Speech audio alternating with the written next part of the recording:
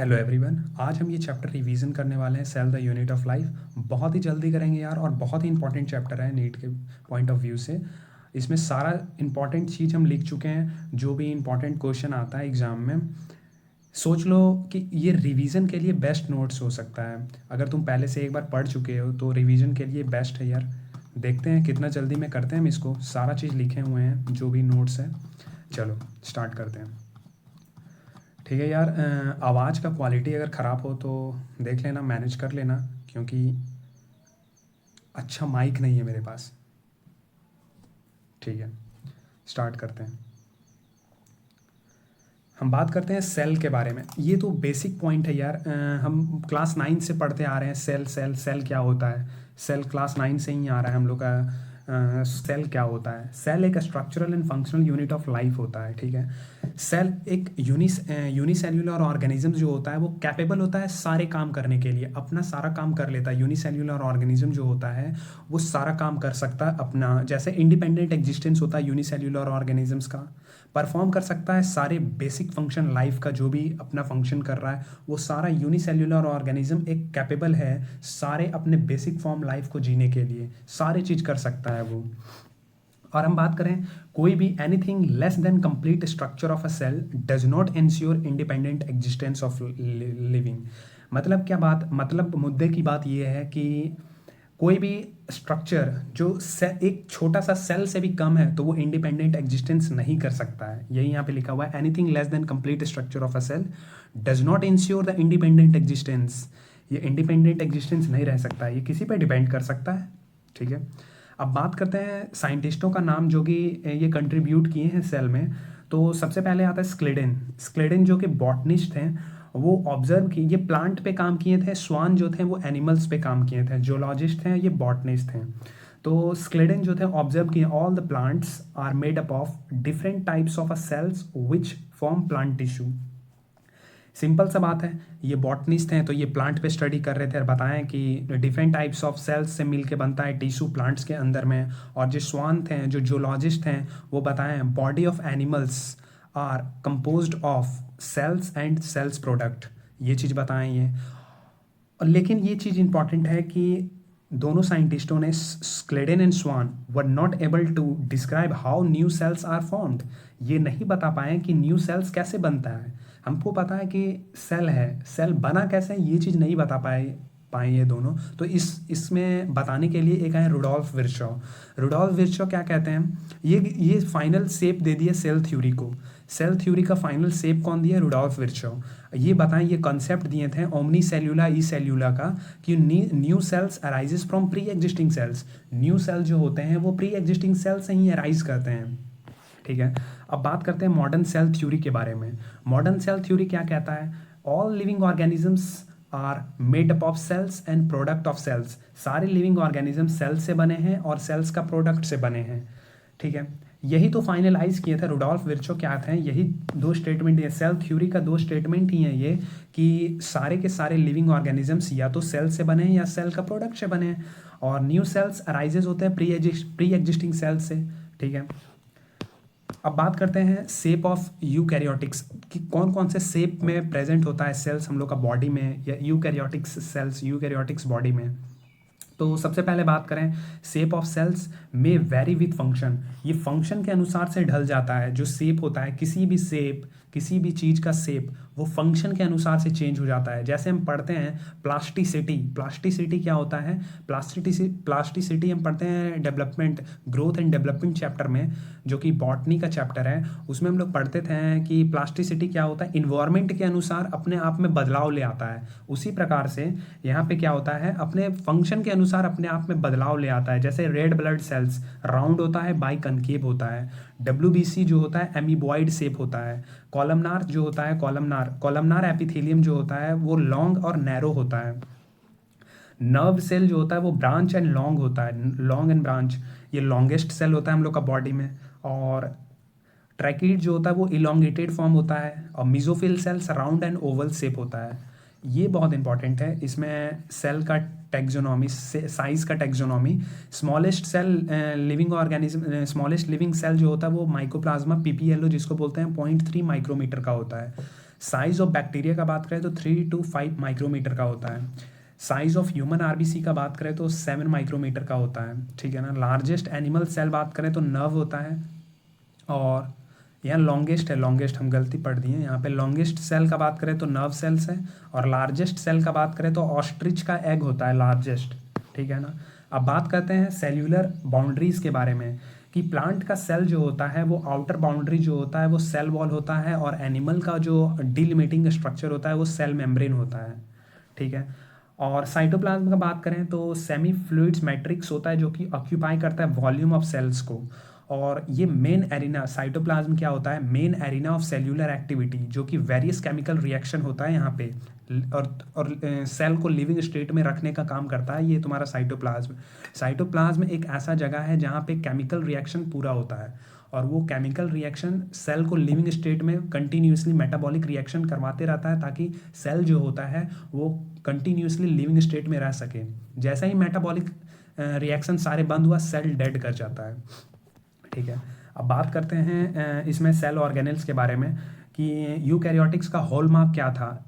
ये extensive compartmentalisation होता है इसमें, और cytoplasm due two membrane bound organelles होता है इसमें। Cytoplasm due two membrane bound organelles होता है। एक्सटेंसिव कंपार्टमेंटलाइजेशन होता है, मतलब सब चीज़ बटा हुआ रहता है एक दूसरे से, ठीक है ना। राइबोसोम्स होता है जो कि बोथ प्रेजेंट होता है बोथ प्रोकैरियोटिक्स और यूकैरियोटिक्स में। मेम्ब्रेनलेस ऑर्गेनल्स होता है, मेम्ब्रेनलेस होता है। ऑर्गेनल विद इन ऑर्गेनल्स है ये तुम्हारा। राइबोसोम को हम बोलते हैं ऑर्गेनल्स विद इन ऑर्गेनल्स, क्योंकि ये ऑर्गेनल्स के अंदर में रहता है। रेटिकुलम रफ एंडो RER जो कि रफ एंडोप्लाज्मिक रेटिकुलम्स है, उसके अंदर भी तो राइबोसोम्स होता है, इसीलिए बोलते हैं ऑर्गेनल्स विद इन ऑर्गेनल्स। अब बात करते हैं हम इसमें सेंट्रोसोम्स के बारे में। सेंट्रोसोम्स ऑर्गेनल्स प्रेजेंट होता है एनिमल्स में, जो कि सेल डिवीजन में मददगार साबित आता है सेंट्रोसोम, ठीक है। अब बात करते हैं हम इसमें प्लाज्मा मेम्ब्रेन और सेल मेम्ब्रेन के बारे में। इसका पॉइंट हम बात करते हैं सेलेक्टिव परमिएबल होता है, ये सेलेक्टिवली परमिएबल होता है। Studies extensively in mature RBC human. ये चीज़ बताना तुम लोग यार, कि आरबीसी में ही हम लोग क्यों करते हैं स्टडी प्लाज्मा मेम्ब्रेन के बारे में। और भी सेल है ना, बहुत सारा सेल है बॉडी के अंदर में, उसमें क्यों नहीं करते हैं। कमेंट करना इसमें कि आरबीसी में ही क्यों हम लोग पढ़ते हैं कि प्लाज्मा मेम्ब्रेन को, प्लाज्मा मेम्ब्रेन का स्टडी करना है तो आरबीसी का ही प्लाज्मा मेम्ब्रेन क्यों लेते हैं हम लोग, और भी सेल का क्यों नहीं लेते हैं, ठीक है ना। फ्लूइड मोजाइक्स मॉडल जो कि हम लोग को समझाया था सिंगर एंड निकोलसन, ठीक है ना। अब बात करते हैं स्ट्रक्चर। ये पूरा डिटेल स्ट्रक्चर है प्लाज्मा मेम्ब्रेन का, इसी प्रकार से होता है। क्रॉस सेक्शन हम लिए हैं, छोटा सा पार्ट लिए हैं प्लाज्मा मेम्ब्रेन का। ये जो होता है ना, क्वासी फ्लूइड नेचर होता है, ये हिलते रहता है हरदम, ठीक है ना। ये देखो, सबसे पहला बात करें तो पोलर हेड जो होता है वो हाइड्रोफिलिक होता है। नॉन पोलर एंड हाइड्रोफोबिक होता है। ये तुम्हारा तुम्हारा फॉस्फोलिपिड लेयर है, बाई लेयर है, ये तुम्हारा फॉस्फोलिपिड बाई लेयर है। अब ये तुम्हारा प्रोटीन्स के बात आता है। यहाँ पे 2 प्रकार का प्रोटीन होता है, इंटीग्रल प्रोटीन और पेरिफेरल प्रोटीन्स, और चैनल प्रोटीन्स उसी के अंदर में आता है, इंटीग्रल प्रोटीन्स के अंदर में। ये इंटीग्रल प्रोटीन जो होता है वो पार्शली और कम्प्लीटली इम्बेडेड होता है, और peripheral proteins easy to extractable होता है ये। और ये चैनल प्रोटीन चैनल प्रोवाइड करता है नॉन पोलर और पोलर सब्सटेंसों को अंदर और बाहर जाने में। जो नहीं पार कर सकता है पोलर को तो उसको पार करवाएगा। इसी प्रकार से ये चैनल प्रोटीन्स को आर पार करने में मददगार साबित आता है, ठीक है। इसमें देखो यार, शुगर चेन का बात करें तो ये 2 फॉर्म में होता है, ग्लाइकोप्रोटीन्स और ग्लाइकोलिपिड्स के फॉर्म में होता है। ये स्ट्रक्चर देख लेना इसमें क्या किस प्रकार से होता है। ये ग्लाइकोप्रोटीन्स और ग्लाइकोलिपिड्स के फॉर्म में होता है, ठीक है ना। अब बात करें इसमें मोज़ाइक अरेंजमेंट होता है, इसमें इरेग्युलर होता है ये, और ये इंपॉर्टेंट है। कोलेस्ट्रॉल जो होता है ना वो मेम्ब्रेन स्टेबलाइजर की तरह काम करता है। ये उतना इंपॉर्टेंट नहीं है, ये बहुत इंपॉर्टेंट है। यहाँ से क्वेश्चन बन जाता है कि जो लिपिड्स है वो क्वासी फ्लूइड्स नेचर होता है, ठीक है। फॉस्फोलिपिड जो होता है वो लिपिड बाई लेयर के फॉर्म में होता है, वो एम्फीफैटिक्स होता है। Polar head pointed towards outside होता है, पोलर हेड तो बाहर साइड होता है, और नॉन पोलर हाइड्रोकार्बन जो कि बरीड इनसाइड होता है, ठीक है। अब बात करते हैं इसमें एक इंपॉर्टेंट पॉइंट के बारे में कि नॉन पोलर टेल जो होता है is protected from the aqueous environments. ये एक्वस इन्वायरमेंट से नॉन पोलर टेल प्रोटेक्टेड होता है, इसीलिए तो अंदर की ओर होता है। देखो ये तुम्हारा पोलर है, ये तुम्हारा नॉन पोलर है, ये तुम्हारा पोलर है, ये तुम्हारा नॉन पोलर है। इसी प्रकार से अरेंज होता है पूरा इधर और इधर। अब बात करें इसमें कोलेस्ट्रॉल के बारे में। कोलेस्ट्रॉल जो होता है वो एक्ट करता है मेम्ब्रेन स्टेबलाइजर की तरह, ठीक है ना। मेम्ब्रेन स्टेबलाइजर हम आगे भी बात कर चुके हैं। मेम्ब्रेन को हिलने डुलने से बचाता है, जगह जगह पे यहाँ प्रेजेंट होता है, यहाँ प्रेजेंट है, यहाँ प्रेजेंट है, यहाँ प्रेजेंट है। तो ये तुम्हारा मेम्ब्रेन स्टेबलाइज रखने में काम आता है, हिलने नहीं देता है ज़्यादा। अब बात करते हैं प्रोटीन्स के बारे में। तो प्रोटीन हम दो प्रकार का पढ़ चुके हैं, based on ease of extraction के बेसिस पे हम एक्सट्रेंसिक जो कि पेरिफेरल होता है, can be remove easily on the surface, हम इसको ईजिली रिमूव कर सकते हैं। इंट्रेंसिक प्रोटीन्स और इंटीग्रल और इंट्रेंसिक प्रोटीन जो होता है वो पार्शली और कंप्लीटली बरीड होता है, can not be removed easily, इसको ईजिली नहीं रिमूव किया जा सकता है, ठीक है ना। अब कार्बोहाइड्रेट्स, दो कार्बोहाइड्रेट्स प्रेजेंट होता है, ये ऑन एक्स्ट्रा सेल्यूलर सरफेस पे प्रेजेंट होता है, ग्लाइकोप्रोटीन्स और ग्लाइकोलिपिड्स के फॉर्म में प्रेजेंट होता है। फ्लूइडिटी के बारे में, ठीक है। फ्लूइडिटी जो होता है ना, उसका डेफिनेशन क्या होता है। Fluidity movement of molecules measured as a membrane fluidity, membrane का फ्लूइडिटी से मूवमेंट्स ऑफ मॉलिक्यूल्स को मापा जाता है। ये दो प्रकार का फ्लूइडिटी होता है, लैटरल मूवमेंट और पिंग पॉन्ग मूवमेंट भी होता है। लेकिन लैटरल मूवमेंट जो होता है वो लैटरली, जैसे कि ये यहाँ से यहाँ गया, फिर ये यहाँ से ऐसे लैटरल मूवमेंट्स करता है कोई भी चीज़, उसको लैटरल मूवमेंट बोलते हैं, ठीक है। अब बात करते हैं फ्लूइडिटी का इंपॉर्टेंस क्या है हम लोग का बॉडी के अंदर में, सेल मेम्ब्रेन के अंदर में। ये सेल ग्रोथ करवाता है। फ्लूइडिटी जो होता है वो सेल ग्रोथ, अगर फ्लूइडिटी नहीं रहेगा तो सेल ग्रोथ नहीं होगा। सेल डिवीजन भी करवाता है। अगर फ्लूइडिटी नहीं रहेगा तो सेल डिवाइड कैसे करेगा। एंडोसाइटोसिस मतलब तो पता होगा यार, नहीं पता है तो गलत जगह आ गए हो, यहाँ से चले जाओ पढ़ के आओ यार। एंडोसाइटोसिस और एक्सोसाइटोसिस का डिफरेंस पता होना चाहिए तुमको। एंडोसाइटोसिस सिक्रीशन में मददगार साबित आता है। Formation of a cell junction का फॉर्मेशन में भी मददगार साबित आता है, ताकि सेल टू सेल इंटरेक्शन कर सके। अब बात करते हैं मेम्ब्रेन ट्रांसपोर्ट कैसे कैसे होता है। पैसिव ट्रांसपोर्ट और एक्टिव ट्रांसपोर्ट के थ्रू होता है। पैसिव में कोई एनर्जी का लॉस नहीं होता है, ये डिफ्यूजन के थ्रू हो सकता है और ऑस्मोसिस के थ्रू हो सकता है। डिफ्यूजन सारे चीज़ों का जो होता है डिफ्यूजन, वो सिंपल भी हो सकता है और फैसिलिटेटेड भी हो सकता है। सिंपल में न्यूट्रल सब्सटेंस का होता है और फैसिलिटेटेड में पोलर सब्सटेंस का होता है। पोलर सब्सटेंस ही तो नहीं मूव कर सकता ना मेम्ब्रेन के थ्रू, तो उसको फैसिलिटी प्रोवाइड कर देते हैं, फैसिलिटेटेड, ठीक है ना। और ऑस्मोसिस वाटर के लिए स्पेशली यूज़ किया जाता है। ऑस्मोसिस हम वो रिवर्स ऑस्मोसिस, हम केमिस्ट्री वाले सॉल्यूशन वाले चैप्टर का बात नहीं कर रहे हैं, हम यहाँ पे बात कर रहे हैं जो कि तुम्हारा ऑस्मोसिस हायर कंसंट्रेशन से लोअर कंसंट्रेशन के ग्रेडियंट में मूव करना चला जाता है वाटर। जैसे हायर कंसंट्रेशन से यहाँ पे हाई कंसंट्रेशन है और यहाँ पे लो कंसंट्रेशन है, तो यहाँ से यहाँ मूव करने लग जाएगा तुम्हारा वाटर का मॉलिक्यूल्स, तो इसको बोलते हैं ऑस्मोसिस। एक्टिव ट्रांसपोर्ट्स में क्या होता है, मूवमेंट होता है from lower to higher concentration. यहाँ पे हायर टू लोअर था, यहाँ पे लोअर टू हायर है। यहाँ पे एटीपी का रिक्वायरमेंट्स होगा, यहाँ पे कोई भी एटीपी का रिक्वायरमेंट्स नहीं होगा। अब बात करते हैं सेल वॉल और कैरेक्टरिस्टिक्स एंड फंक्शन के बारे में। यार सेल वॉल जो होता है वो नॉन रिजिड होता है, नॉन लिविंग होता है, रिजिड स्ट्रक्चर होता है, ठीक है ना। और outer covering of a plants, fungi and bacteria में होता है ये सेल वॉल, ठीक है ना। सेल वॉल का फंक्शन बात करें तो प्रोवाइड करता है सेप का प्रोवाइड करना बहुत इंपॉर्टेंट होता है, नहीं तो कोलैप्स कर जाएगा cell. Protects mechanical damage and infection से बचाता है प्लांट सेल्स को। Barrier to undesirable micromolecules, barrier provides करता है वो अनडिजायरेबल माइक्रोमोलिक्यूल्स को नहीं पास करने देता है। सेल टू सेल इंटरेक्शन में मददगार साबित आता है। अब बात करते हैं कंपोजिशन के बारे में, तो एल्गी का बात करते हैं, ये इंपॉर्टेंट है, एग्जाम में आया भी है। एल्गी सेल वॉल में बात करें तो किसका किसका कंपोजिशन से बनता है cell wall. Cellulose, galactans, mannans और मिनरल लाइक कैल्शियम कार्बोनेट्स के थ्रू बनता है ये तुम्हारा सेल वॉल एल्गी के अंदर में। प्लांट सेल में बात करें तो सेल्यूलोज, हेमीसेल्यूलोज, पैक्टिन और प्रोटीन्स के फॉर्म में कंपोज होता है इसमें।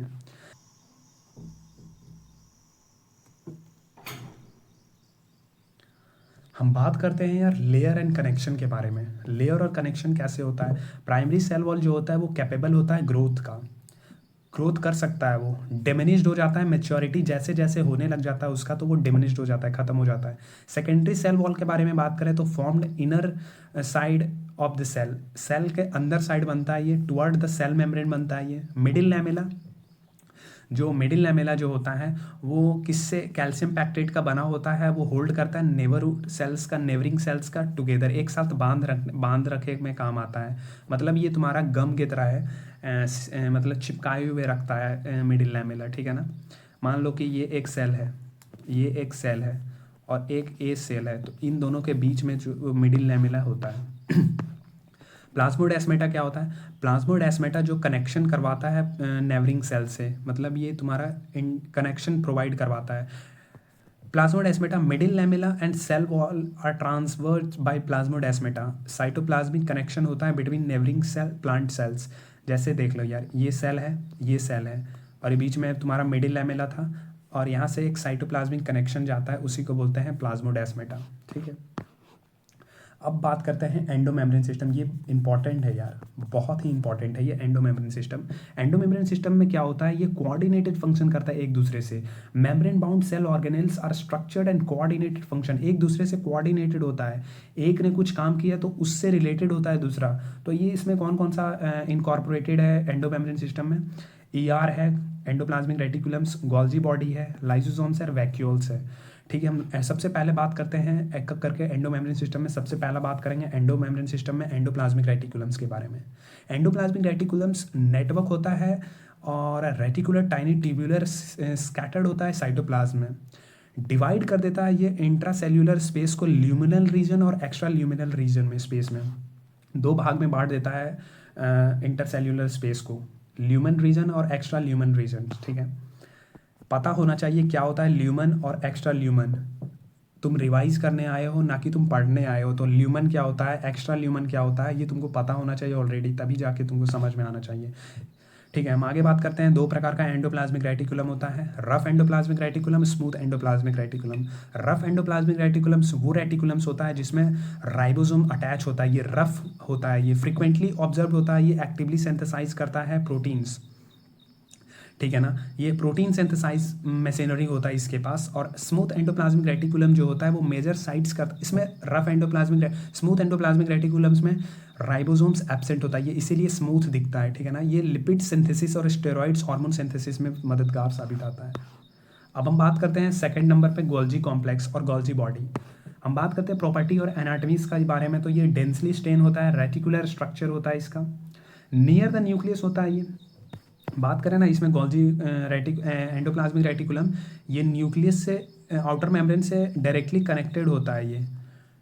ठीक है ना, और ये तुम्हारा नियर द न्यूक्लियस होता है, नियर द न्यूक्लियस। वैरी करता है number of cisternae, stack parallel होता है एक दूसरे से, इसका जो पैरेलली अरेंज होता है एक दूसरे से, इसी को बोलते हैं सिस्टर्ने। ठीक है, cisternae are concentrically arrange near the nucleus, arrange the near the nucleus होता है। कॉन्वेक्स फेस जिसको सिस फेस बोलते हैं और फॉर्मिंग फेस बोलते हैं। जैसे ये सिस फेस है तो यहाँ से तुम्हारा जाएगा कोई भी मटेरियल जो कि सिंथेसाइज किया है एंडोप्लाज्मिक रेटिकुलम्स, यहाँ से आएगा यहाँ पे, और ये तुम्हारा मॉडिफाई होते होते ट्रांस फेस से निकल जाएगा। ट्रांस फेस क्या होता है, मैच्योरिंग फेस, यहाँ से ट्रांस फेस से निकलेगा और तुम्हारा डायरेक्टली जहाँ पे टारगेट है वहाँ पे चल जाएगा। और कॉन्वेक्स फेस, कनकेव फेस जो होता है वो ट्रांस फेस होता है, और मैच्योरिंग फेस हम बात कर चुके हैं पहले। सिस एंड ट्रांस, ये सिस फेस और ट्रांस फेस ये एक दूसरे से एंटायरली डिफरेंट है बट एक दूसरे से इंटरकनेक्टेड भी होते हैं। ठीक है ना, ये फेस और ये फेस दोनों एंटायरली डिफरेंट है बट एक दूसरे से कनेक्टेड है। सिंपल सा बात है, पता भी चल रहा है डायग्राम से। फंक्शन क्या बता रहा है, फंक्शन जो होता है वो पैकेजिंग ऑफ मटेरियल्स में मददगार साबित आता है। Materials to be packed from come from ER in vesicles fuse with cis face से फ्यूज होगा, मूव टुवर्ड्स द ट्रांसफेस, और मूव कर जाएगा ट्रांसफेस से, और टारगेटेड जहाँ पे टारगेट है उसका वहाँ जाके चला जाएगा। फॉर्मेशन करता है ग्लाइकोप्रोटीन्स और ग्लाइकोलिपिड्स और ग्लाइकोप्रोटीन्स का फॉर्मेशन में मददगार साबित आता है ये। अब बात करते हैं यार लाइजोसोम्स ये भी बहुत इंपॉर्टेंट है, ये थर्ड है इसमें, लाइजोसोम्स में एंडोमेम्ब्रेन सिस्टम में थर्ड है। इसका ओरिजिन जो होता है वो simple membrane bound vesicles form करता है। ये पैकेजिंग ऑफ गोल्जी, जो गोल्जी कॉम्प्लेक्स ने पैक किया है, तो कुछ ऐसे भी वेसिकल्स होते हैं जो कि तुम्हारा लाइजोसोम में कन्वर्ट हो जाते हैं। ठीक है ना, rich in acidic hydrolyse enzymes, इसमें रिच होता है एसिडिक हाइड्रोलाइज एंजाइम।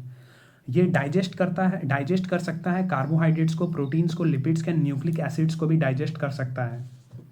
इसीलिए इसको बोलते हैं सुसाइडल बैग, इसी को बोलते हैं लाइजोसोम्स को। सेल में सुसाइडल बैग लाइजोसोम्स, क्योंकि ये सारे जब मर जाता है कोई भी सेल है, ये सेल अगर मर गया कोई भी इंजुरी के कारण ये मर गया तो इसको लाइजोसोम्स बस्ट करके ख़त्म कर देगा, लाइजोसोम बस्ट करेगा ख़त्म कर देगा सेल को ही। तो इसीलिए सुसाइडल बैग भी बोला जाता है इसको। वैक्यूल्स, इसका वैक्यूल में इंपॉर्टेंट ये है कि इसका मेम्ब्रेन को टोनोप्लास्ट बोलते हैं। इसमें सेल सेप भी स्टोर्ड होता है, एक्सक्रीटरी प्रोडक्ट्स होता है, ठीक है ना।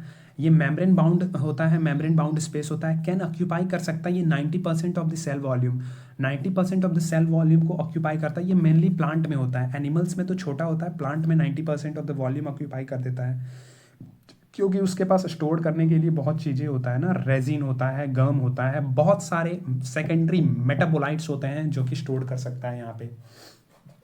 अब बात करते हैं मेम्ब्रेन को, इसको बोलते हैं टोनोप्लास्ट। टोनोप्लास्ट फैसिलिटेट्स करता है movements of material from cytoplasm to the cell sap against the concentration gradients. Against the concentration gradients जा रहा है, इसका मतलब एटीपी का यूज़ कर रहा है ये। हम बात किए थे एटीपी का यूज़ तभी लगेगा जब तुम एक्टिव ट्रांसपोर्ट कर रहे हो, तो एक्टिवली ट्रांसपोर्ट हो रहा है क्योंकि यहाँ पे कंसंट्रेशन बहुत हाई है सेल के कंपेयर में, तो यहाँ से यहाँ जब जाएगा तो ट्रांसपोर्ट करने के लिए तो एटीपी जरूरी होगा क्योंकि कंसंट्रेशन हायर की तरफ जा रहा है ये, ठीक है। कंटेन करता है सेल सैप को, concentration is more than cell sap in cytoplasm. हम बात कर चुके हैं सेल सैप में कंसंट्रेशन ज़्यादा होता है सेल के कंपेयर में, इसीलिए तो एटीपी का चाहिए ज़रूरत ताकि वो डिफ्यूज कर सकें। Contractile vacuoles in amoeba help in osmo regulation and excretion. Contractile vacuoles, एक कॉन्ट्रेक्टाइल वैक्यूल्स प्रेजेंट होता है अमीबा में जो कि तुम्हारा ऑस्मो रेगुलेशन और एक्सक्रीशन में मददगार साबित आता है, ठीक है। अब बात करते हैं यार माइटोकॉन्ड्रिया, जिसको power house of the cell भी बोलते हैं हम लोग। माइटोकॉन्ड्रिया जिसका shape, number, shape, size vary कर सकता है, डिपेंड ऑन द कौन सा सेल है। सेल टू सेल वेरी कर सकता है ये सॉसेज लाइक सिलेंड्रिकल्स लाइक होता है।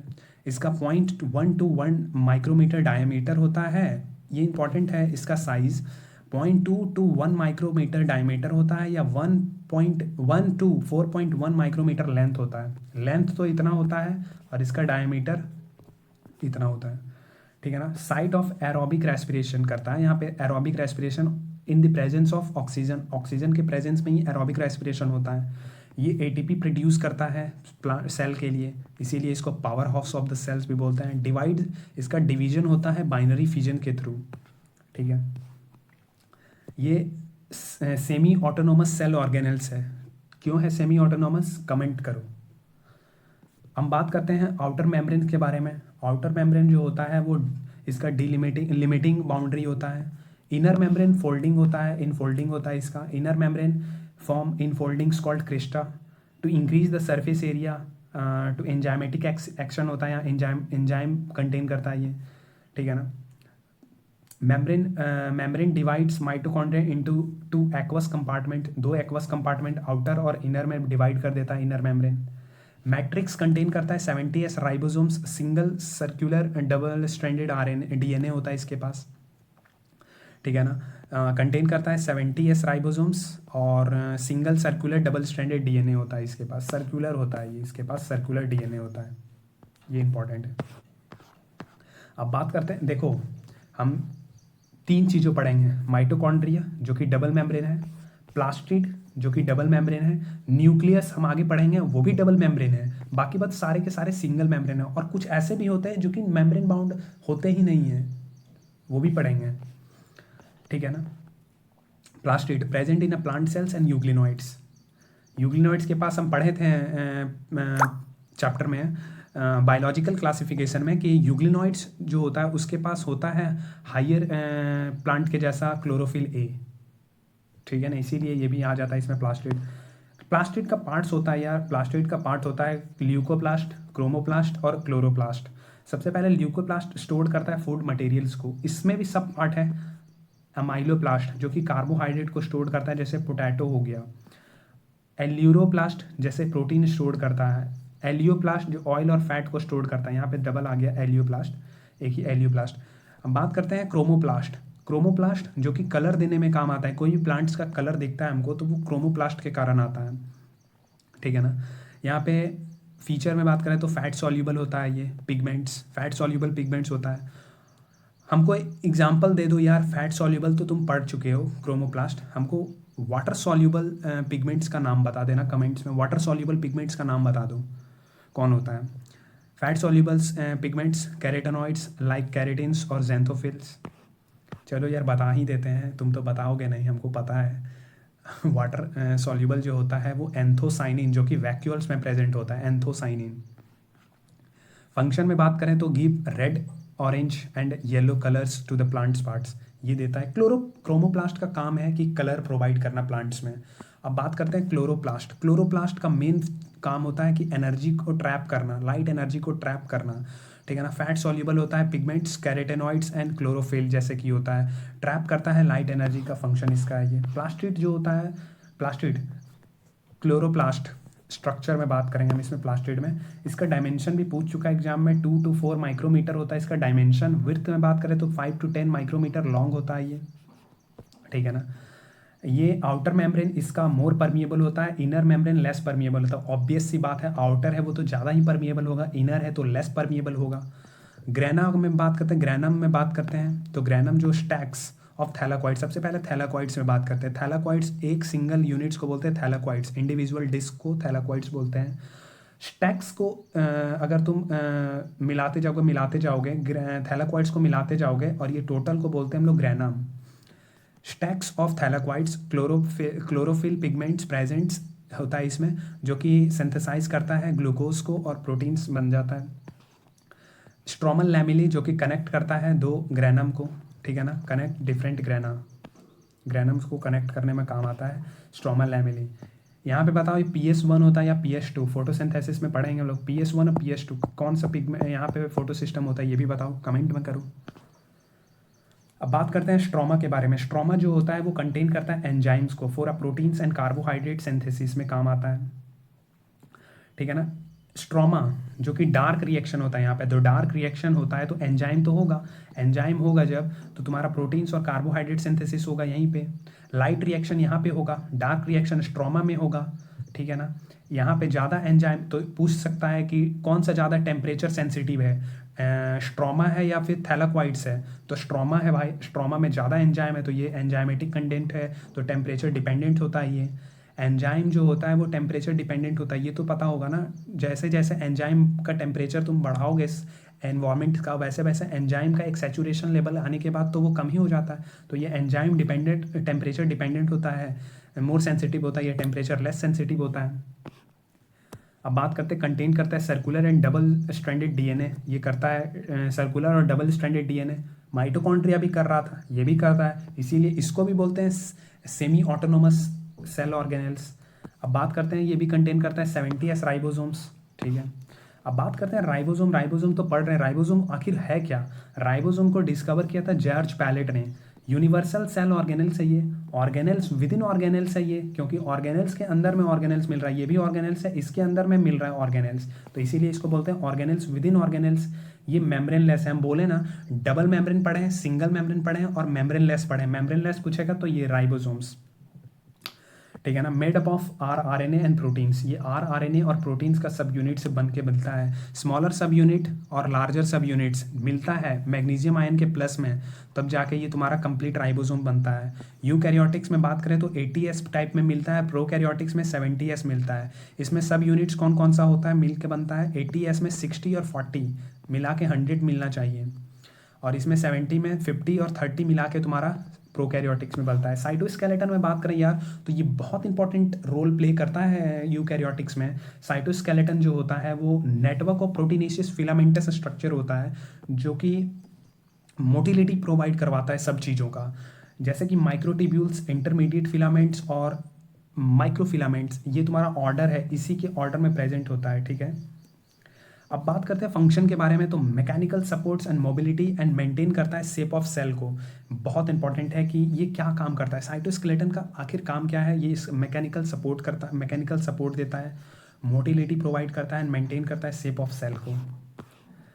अब ये बहुत इंपॉर्टेंट है, फ्लैजिला और सीलिया और फ्लैजिला के बारे में हम पढ़ेंगे। सीलिया और फ्लैजिला, सीलिया जो होता है वो हेयर लाइक आउटग्रोथ होता है सेल मेम्ब्रेन का, ओरिजिनेट होता है from the centriole like basal body से ओरिजिनेट होता है, ओके। सीलिया जो होता है वो शॉर्ट होता है, ऑर्क लाइक होता है, मूवमेंट्स प्रोवाइड करता है, ये मूवमेंट ऑफ अ सेल और फ्लूइड्स को मूवमेंट प्रोवाइड करने में काम आता है।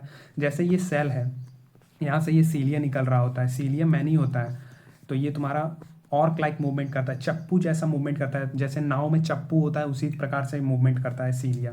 फ्लैजिला जो होता है ना वो वेव लाइक मूवमेंट करता है। ये तुम्हारा जैसे हम बात किए थे फ्लैजिला, जो कि कहाँ पे पढ़े थे हम लोग, डाइनोफ्लैजिलेट्स में दो फ्लैजिला होता है, ट्रांसवर्स फ्लैजिला, जो कि डाइनोफ्लैजिलेट्स दो फ्लैजिला होता है, perpendicular to each other movement में काम आता है।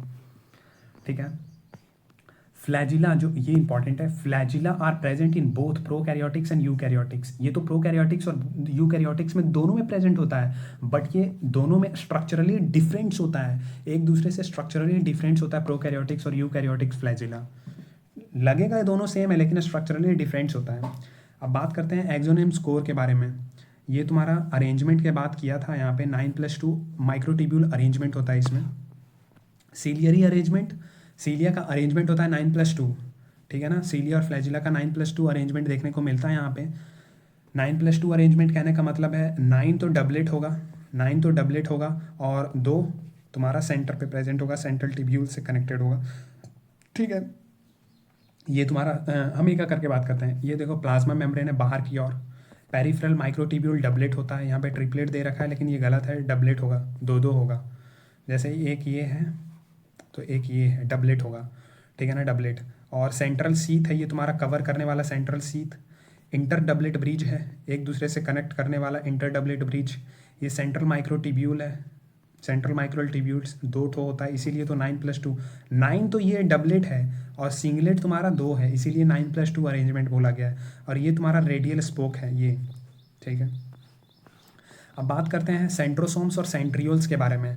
यूजुअली ये प्रेजेंट होता है एनिमल सेल में और ये मेम्ब्रेनलेस होता है। हम बात किए मेम्ब्रेनलेस होता है, ये भी मेम्ब्रेनलेस होता है, ठीक है।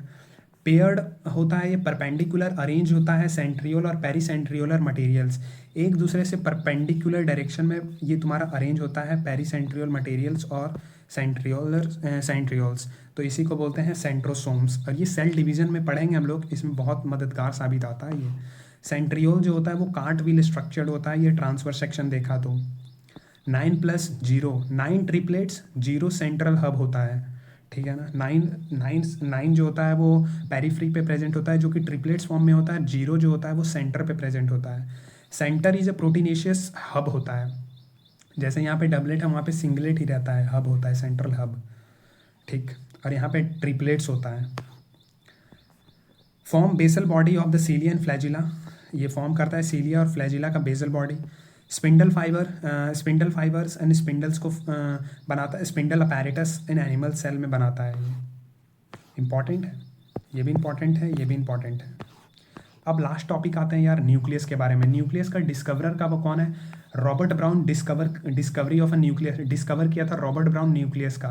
फ्लेमिंग जो थे वो क्रोमेटिन टर्म दिए थे, Fleming chromatin. Staining of the nucleus material by basic dye, पूछ देगा एसिडिक डाई से या बेसिक डाई से उसको स्टेन किया था, बेसिक डाई से किया था। न्यूक्लियर एनवेलप्स और पोर का बात करें तो 2 पैरल डिसकंटिन्यूस होता है ये membrane with a peri nuclear space 10 to 50 nanometre. ये भी इंपॉर्टेंट है कि nuclear space, peri nuclear space कितना होता है, 10 to 50 नैनोमीटर होता है। एक्ट करता है बैरियर की तरह एक दूसरे से, ठीक है ना। न्यूक्लियर पोर जो होता है वो बाई डायरेक्शनल मूवमेंट करता है एमआरएनए और प्रोटीन्स का। Passage of movement of proteins and mRNA in a both direction, दोनों डायरेक्शन में मूवमेंट करवाता है ये। न्यूक्लियर प्रोटीन, न्यूक्लियोप्लाज्म और न्यूक्लियोलस का बात करें तो न्यूक्लियोप्लाज्म और न्यूक्लियोलस जो होता है वो न्यूक्लियर मैट्रिक्स कंटेन करता है न्यूक्लियोलस एंड क्रोमेटिन्स को, ठीक है। ये तो सबको पता होता है यार, ये न्यूक्लियोप्लाज्म क्या होता है, न्यूक्लियोलस क्या होता है, और ये न्यूक्लियर एनवेलप्स बाई डायरेक्शनल होता है या यूनिडायरेक्शनल होता है, यूनिडायरेक्शनल मूवमेंट करवाता है। पता होना चाहिए और पता ही होता है हर किसी को रिवीजन करने के लिए, बस ये हम कई बार बात आ चुके हैं रिवीजन करने के लिए, ये पढ़ने के लिए नहीं है ये। न्यूक्लियर प्रोटीन्स, न्यूक्लियोप्लाज्म जो होता है वो न्यूक्लियर मैट्रिक्स कंटेन करता है न्यूक्लियोलस एंड क्रोमेटिन्स को। हम पढ़ेंगे क्रोमेटिन्स क्या होता है, स्ट्रक्चर पढ़ेंगे पूरा हम लोग सेल क्लास 12th का चैप्टर में, इनहेरिटेंस चैप्टर में, कि क्रोमेटिन्स क्या होता है, डीएनए कैसे बनता है, क्रोमेटिन्स कैसे खुलता है, ये सब सारा चीज़ पढ़ेंगे। अभी बस नाम ही याद रखो, न्यूक्लियोलस और क्रोमेटिन्स। अब बात करें तो न्यूक्लियोलस जो होता है वो मेम्ब्रेनलेस होता है, यहाँ भी मेम्ब्रेनलेस हो गया तुम्हारा nucleolus, membraneless, continuous with a nucleoplasm, site of active RNA synthesis, ये करवाता है। मेम्ब्रेनलेस होता है, continuous with a nucleoplasm site of active RNA synthesis करवाता है। नोट में बात करें तो लार्ज होता है, मोर न्यूमरस होता है, ये nuclei found in actively protein synthesized cell. जहाँ पे एक्टिवली प्रोटीन सिंथेसाइज होगा वहाँ पे लार्ज न्यूमरस न्यूक्लियाई होगा ही होगा। स्ट्रक्चर का बात करें यार तो यूकैरियोटिक न्यूक्लियस जो कि तुम्हारा है, ये तुम्हारा न्यूक्लियोप्लाज्म है, ये तुम्हारा न्यूक्लियोलस है, ये तुम्हारा न्यूक्लियर पोर है, ये तुम्हारा बाई डायरेक्शनल मूवमेंट करवाता है एमआरएनए और प्रोटीन्स को। न्यूक्लियर मेम्ब्रेन है ये तुम्हारा, ये भी डबल मेम्ब्रेन बाउंड होता है, ये डबल मेम्ब्रेन होता है। अब बात करते हैं क्रोमेटिन्स, जो कि इंटरफेज में हम लोग बोलते हैं क्रोमेटिन्स। डीएनए को ही क्रोमेटिन, अलग अलग नाम है डीएनए का। क्रोमेटिन जब खुल जाता है तो उसको बोलते हैं chromatin. Extended and elaborated network of nucleoproteins called chromatins, ठीक है ना।